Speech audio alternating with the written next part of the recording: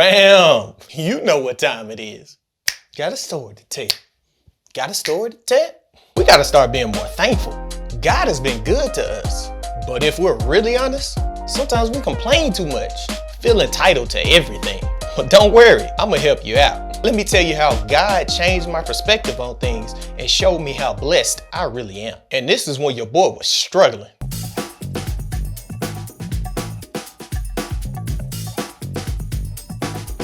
You see anything in here? Open the floodgates of heaven, pay my bills.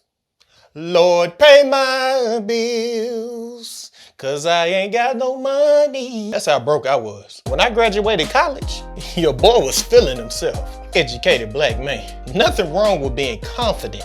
I was just plain arrogant. I got my degree and my head got extra big. Bigger than it already is. I think it might be big enough. 'Cause we about to have this baby and I'm not trying to push all that head out. Really, babe? Really? What? Lord, please don't let this baby have his head. Please don't let this baby have his head. Thank you, sweetie. Thank you. Thank you, sweetie. Thank you.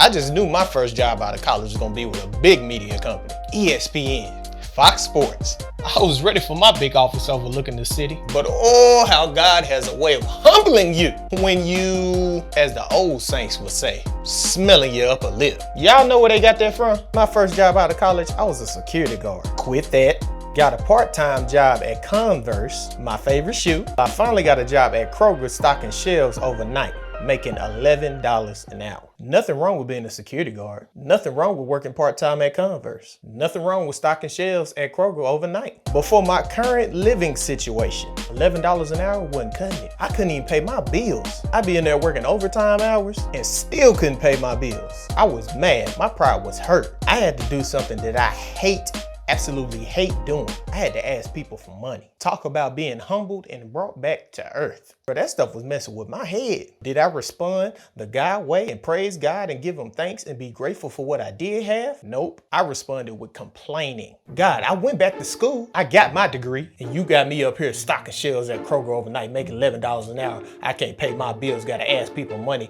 I'm embarrassed, my pride hurt, and I'm looking like I can't do nothing. I'm less of a man now. You were supposed to give me my big office overlooking the city. I'm not supposed to be struggling. What's going on? I spent so much of my day complaining. I was overlooking the blessings that was happening in my life at the same time. But then I met Zach. I think there's a story to tell. Zach stocked shelves with me overnight and we usually came to work around the same time. He walked in slow, he looked like he was a little dizzy and his legs were really red. So I went to him, I asked him, Zach, you good? Oh yeah, man, I'm good. Nah, bro, are you really good? He said, yeah, man, I'm good. I have to walk to work every day and it usually takes me about 2 to 3 hours to get here. So I'm a little worn out, that's all. Wow, that right there checked me. I told Zach, I said, bro, do not walk another day to work.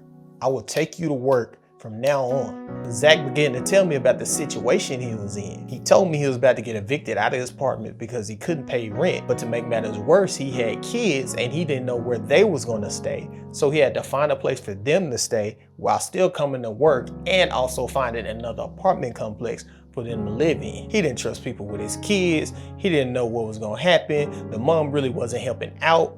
Zach was going through all this stuff. You never know what somebody's going through. My heart broke for Zach. Here this man is doing everything he can to provide for his kids. Zach put in work. He worked his 8 hours, then he put in an OT, and after he gets off, he walks home and it takes him 2 or 3 hours to get there. Sometimes 6 days a week. That put my entire life in perspective. My focus was on the struggle, but it wasn't focused on how blessed I was. Rejoice always, pray continually, and give thanks in every circumstance. My coworker didn't have nobody helping him. And even though I hated doing it, I asked people for money and they helped your boy out. Whatever you deal with may not be what somebody else deal with. Whatever they dealing with, you may not be dealing with it. But in every single situation, we still are blessed people. Do this. Get a pen and paper and write down that one thing that you complain about the most. I'm thinking about mine right now. And right next to that thing, I need you to write down everything that is going good in your life. Ain't nothing going good in my life. Seriously,